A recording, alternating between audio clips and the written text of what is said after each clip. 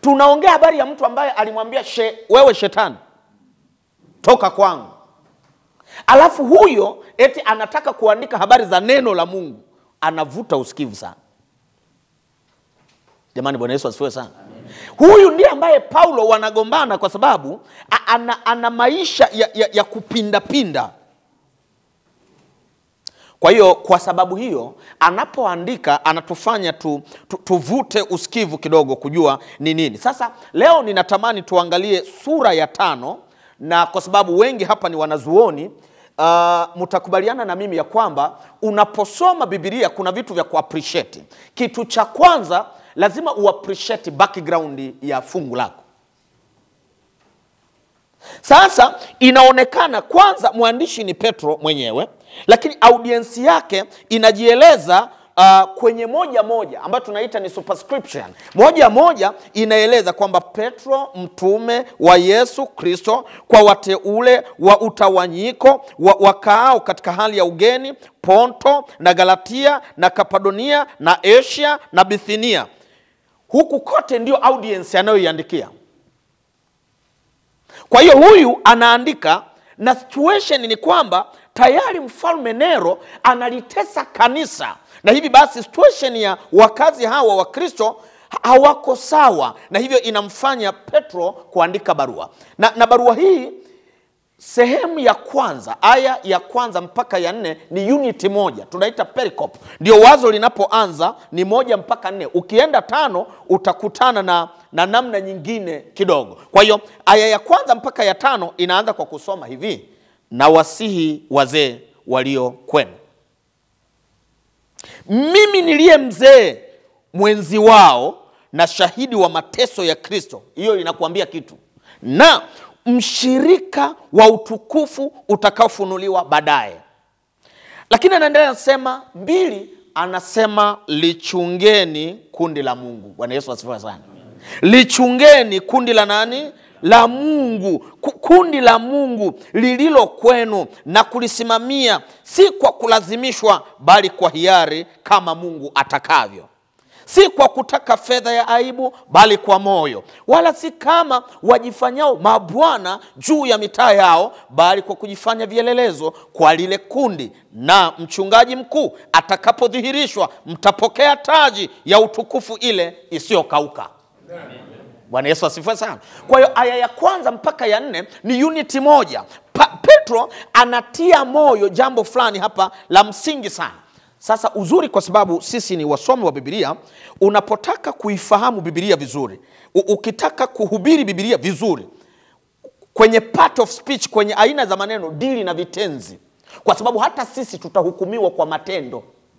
Kwa hiyo mwandishi akitumia vitenzi, angalia sana vitenzi, kwa sababu vina athari. Sisi tutahukumiwa kwa matendo. Amri 10 zinazungumza habari ya matendo: usiue, usizini, usiibe. All of them are actions. Kwa hiyo ni vitenzi. Kwa hiyo unaposoma Biblia angalia vitenzi. Sasa hapa kuna kitenzi ambacho kimenivuta sana. Vitenzi vikubwa viwili, alafu nita climax.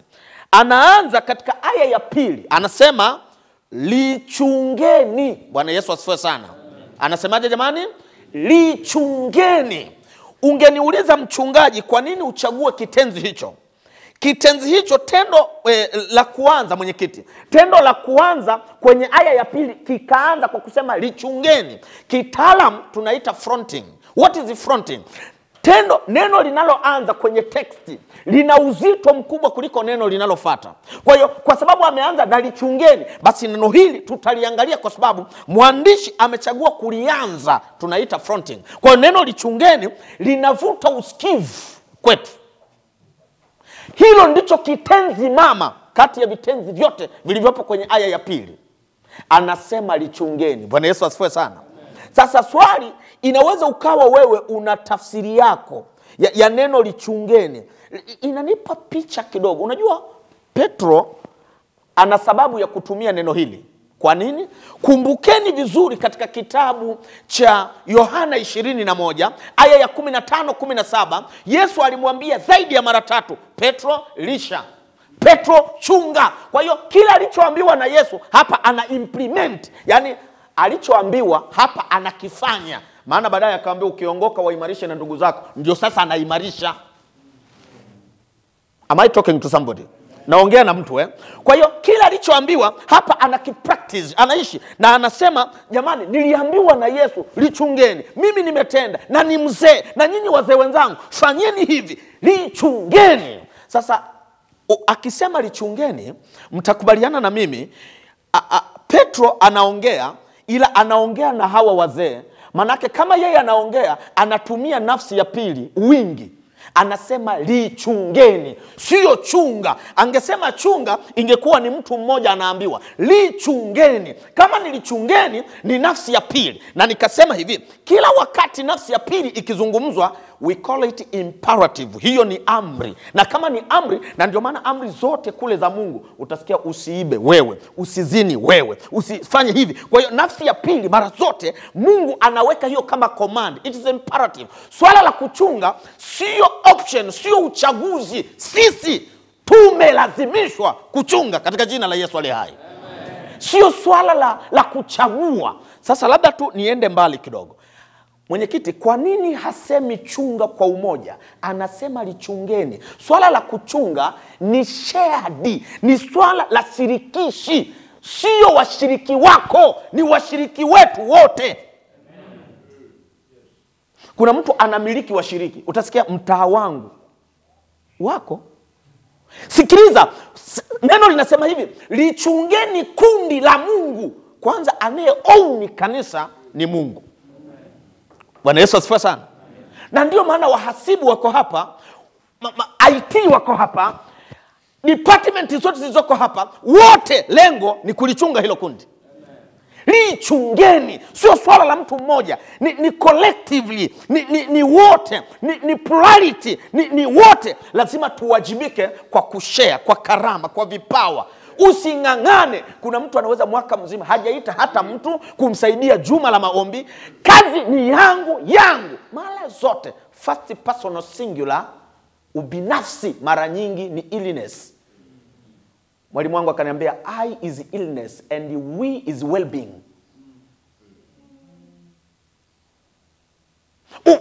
Na ndio maana sisi Afrika tuna kitu tunaita Ubuntu philosophy. Mimi nipo kwa sababu nyinyi mpo. Bwana Yesu asifiwe sana. Usingangane, lichungeni. It is a plurality. Lakini mbali na hipi, wale wasomi wa Biblia mtakubaliana na mimi. Ukifanya passing ya hili neno pasaleni, uzuri leo niko na wachungaji jamani kidogo. Kwa tunaenda maana wahasibu wataongea na wahasibu wenzao. Kwa hiyo wakati fulani nitakuwa na shift. Ukifanya passing kwa hii verb, hiki kitenzi, anasema it is an aorist.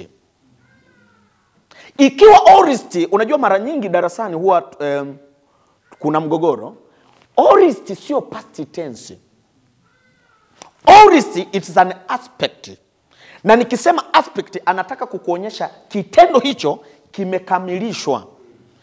Aorist inaweza ikawa kwenye future, tendo hilo likikamilishwa pia kwenye future. Kwa hiyo aorist anasema this is aorist active. Ni tendo lililokamilika. Maana yake anasema hivi, kwenye kuchunga lichukulieni neno hili kwa uzito wake wote bila kuselect, yani as it is whole, yani kwa full task. Msiache kipengele, limekamilika. Am I talking to somebody? Limekamilika. It is an aorist. Halipaswi kuchaguliwa kwamba nikichunga mimi nitahubiri tu. Hasemi nikichunga mimi ni wavibweta.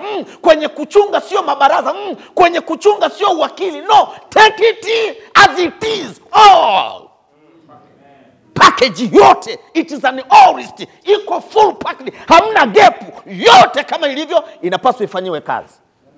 No selection. Usichague kwamba mimi kwenye uchungaji wangu nataka ni no. Neno zima kama lilivyo. It is an aorist. Sasa hebu twende mbali kidogo. Anasema lichungeni kundi la Mungu lililo kwenu. Kitenzi kinachofuata anasema na kulisimamia. Bwana Yesu asifiwe sana. Sasa mara nyingi wasomi wa Biblia mtakubaliana na mimi.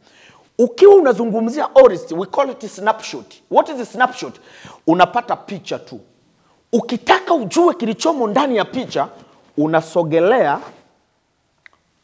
vitu vitakavyo kuonyesha detail ndani ya aorist ni imperfect, maana ina kawaida ya details. Lakini ukitaka kujua tendo linavyoendelea, utatumia present tense. Hili neno na kulisimamia, we call it participle present tense. Maana yake kwenye kusimamia hapo huliangalii tu. Wakati umechukua ile package, tendo hilo la kusimamia ni present continuous tense. Ni tendo endelevu. Yaani huku ukichunga kwa package yote, unabeba huo uchungaji ukiwa na uendelezo usiokoma. Bwana Yesu asifiwe sana.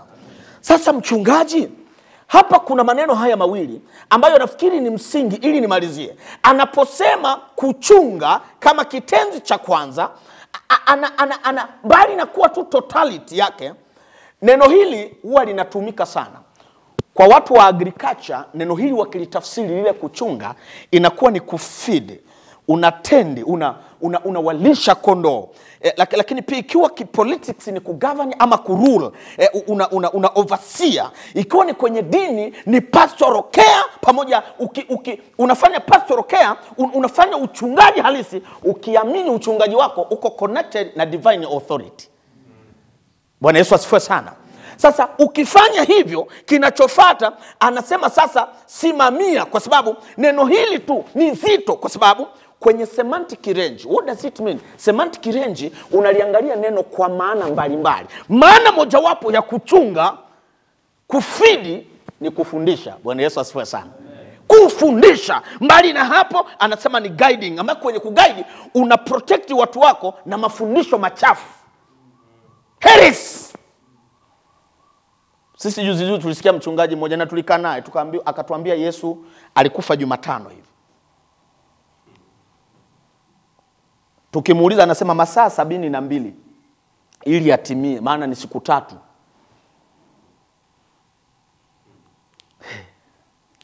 Sizungumzia habari za Wakato wala Wapente, nazungumzia Wadive. Yaani huyo mchungaji ni Mwadventista.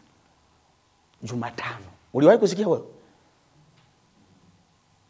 Sasa anasema na kulisimamia. Sasa hili neno na kulisimamia likanivuta usikivu kidogo, kujua kwamba nafanyaje, kwa sababu neno kuchunga linakupa package, lakini neno kusimamia linakupa how, yani unachungaje. Sasa anaposema unachungaje, anasema una supervise, una overseer, unafanya exercise ya kugadi, lakini pia una provide care, ukiangalia na unafanya ulinzi kama vile askari anavyomlinda bosi, kama vile bodyguard anavyomlinda rais. Yani mshiriki wako unapaswa kumzunguka, sijasema kumfuatilia. Unajua kuna tofauti ya kufuata na kufuatilia. Hapa unakuwa mlinzi kiasi kwamba mtu wako huyu unahakikisha yuko salama. Yani analindwa to the maximum. Alafu ukizingatia kwamba hicho unachokifanya siku moja utaletwa hukumuni. Sasa nimalizie. Kuna maneno hapa ambayo yamezungumzwa. Anasema lililo kwenu na kulisimamia si kwa kulazimishwa, bali kwa hiari, kama Mungu atakavyo. Bwana Yesu asifiwe sana. Jamani, kama Mungu. Jamani, kama Mungu. Sasa nikawa naangalia, ni uzuri ni wasomi wa Biblia. Neno lililotumika hapa kusema kama Mungu atakavyo, pasa. Ukisoma hizo vitabu vyote, Luka mtakatifu, ukisoma Mathayo mtakatifu, ukienda kwenye Biblia ya Kiyunani wameandika hivi: kata Marikoni, according to Mariko. Hapa anaposema kama Mungu atakavyo, imeandikwa hivi: kata Theoni. Kwa hiyo kama ni kata Theoni according to God, na kama ni kata Theoni, na kata wasome mnajua it is a preposition, ikiungana na Theoni oni ile ya mwisho it is accusative. Kwa hiyo kata Theoni manake according to God. Kwa hiyo wewe unapochunga na kusimamia, kipimo cha mwisho ni Mungu. Jamani, Bwana Yesu asifiwe sana. Yani unapochunga Pasa Nzumbi, ninapofanya kazi, Mungu lazima awe kiini cha kazi hiyo. Na unajua hatari iliyopo ni kwamba kuna hatari mno, tunafanya kazi na sijui wakati fulani unaweza ukaulizwa hivi, kwa nini unachunga? Kwa sababu neno hili anaposema katatheoni, anasema force yake linguistically, kwa lugha, kwa athari ya lugha ya kibiblia, anasema it is a measure, it is a standard. Hiyo ndio conformity yangu. Yani chochote ninachokifanya lazima kilale kwenye bezi ya kwamba Mungu anakionaje.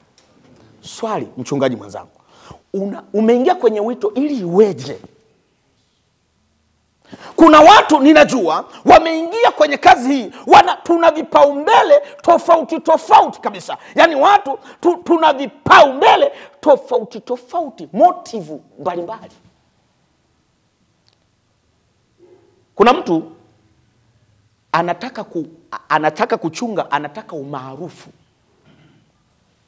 Na ndio maana hatari iliyopo kwa wachungaji sasa hivi, tumekuwa ni content creator. Atuhubiri injili, tunataka viewers na subscribers, tena wa kwetu binafsi. Tunatengeneza umaarufu wa majina yetu kuliko jina la Yesu Kristo. Watu wamjue Halidi, lakini Halidi hana mbingu. God forbid. Sina pa kupeleka watu. Ila mimi ninaishi kwa miaka 70. Naam, nikiwa na 80 hapo nina nguvu na matokeo yake ninakufa. Lakini watu wanataka wamuone Halidi. God forbid. God forgive me. Mungu anataka wamuone yeye. Wachungaji wenzangu, sisi sio content creators. Hatukuitwa kutengeneza maudhui na watu follow. No, watu wanapaswa kumfollow Yesu Kristo aliye hai. Tumetumia content ya Mungu kutengeneza umaarufu wetu. Kwa nje ni kana kwamba ni kweli, lakini moyoni sio kweli.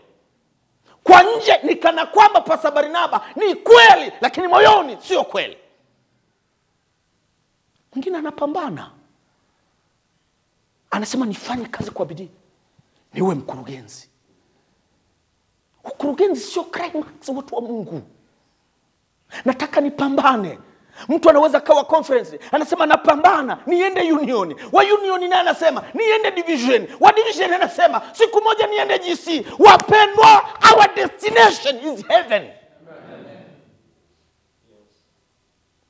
Mhasibu anataka awe promoted, our associate. Na secretary wa kawaida anataka awe pale kwa katibu au kwa mwenyekiti. No, thank you. Sio hivyo. Na ikiwa tutawaza hivyo, tumemiss target. Unang'ang'ana ili conference ikupongeze. Unapambana ili tunapotoa vyeti waliofanya bora. Ndiyo, ni sawa. Hiyo ni motive. Sawa. Lakini wapendwa, standard yetu sio ya Pastor Nzumbi. Standard yetu ni ya Yesu. Sio swala la standard ya SNC, sio swala standard ya union, standard ya Yesu. Na ndio maana anasema kama Bwana atakavyo Bwana. Sasa sijui, maana kila mtu ana motive. Mtu anang'ang'ana anasema, yani nikipiga zangu miaka 2-3, nang'ang'ana ili niwekewe mikono. Mimi ni mchungaji, sijawekewa mikono, nikipiga hapa nikiwa na utulivu. Na ndio maana watu wanabadilika pastor. Maana akipata anachokipata, anasema yes, nimefika destination. Unaona picha yake halisi. Wapendwa,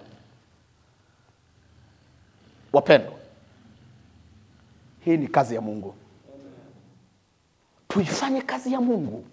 Na nataka kuwatia moyo wachungaji wenzangu ambao tumeingia kazini, na sisi ambao tupo, tuelewe ya kwamba Mungu ana jambo kubwa analolitaka. Unapofanya chochote, jiulize, ipo kwenye alignment na Mungu? Na niwatie moyo, hata kama mimi katibu, mkiona katika hilo na wakosesha kwa Bwana, msifanye.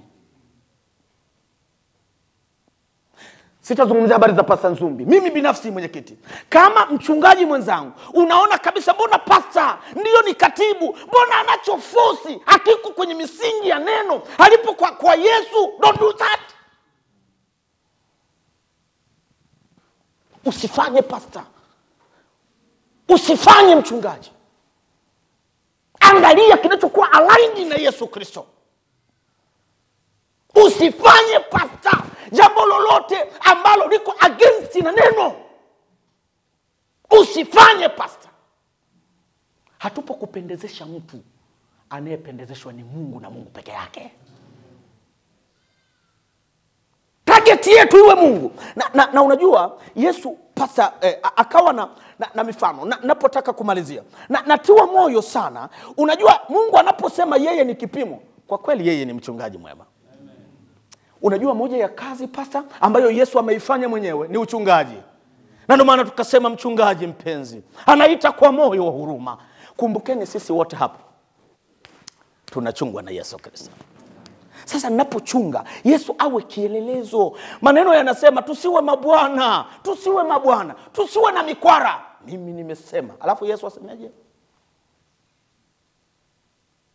Mimi nimesema. Alafu Yesu asemeje? Na ndio maana Mungu anakasirika sana. Pasa nilikuwa naangalia hivi, kuwa mfano. Kuna human standard na divine standard. Wewe kila muda ukitaka kucontrol washiriki wako, badala ya kusubiri guideship ya Yesu Kristo, wewe ukiwa na obligation muda wote, badala ya kupata ule utu wa ndani wa Mungu, kwenye mafanikio unawaza kwenye uchungaji ndio ununulie gari. Yaani wewe umekuja unajua hapa nikiwa South Nyanza, najipa zangu miezi 6 nitakuwa naendesha, najenga nyumba yangu. Hayo sio mabaya na sio dhambi, ila ndio kilichokuleta. Anasema kondoo. Na sikilizeni wachungaji wenzangu, ukitaka ujue vizuri Mungu amekuwa mkali wakati wote. Fungu hili ukifanya intertextual kwenye Biblia, hutaacha kutaja Ezekiel 34 ambapo ana maneno haya anayasema. Nataka nimalize, maana tunataka standard ya Yesu. Na Daudi akasema Bwana ndiye mchungaji, anasema katika majani mabichi. Yesu anafanya nini? Na kando ya mto, sio mto tu, mto tulivu. Hapo anafanya nini? Ananilaza. Wewe washiriki wako watalala kwenye majani mabichi ama ndio waya. Unawafanya washiriki kuwa unrest. Sikiliza. Mungu anafika mahali 34:1. Neno la Bwana likanijia kusema, mwanadamu, toa unabii juu ya wachungaji wa Israeli.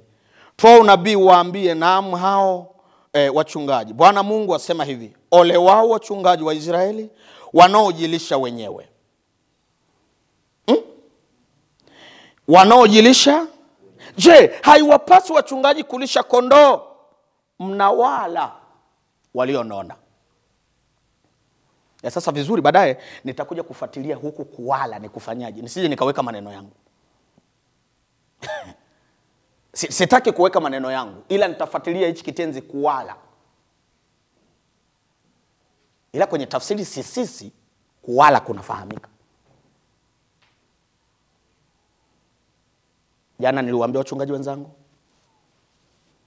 3 W's. Wallet, women, wallet and wine.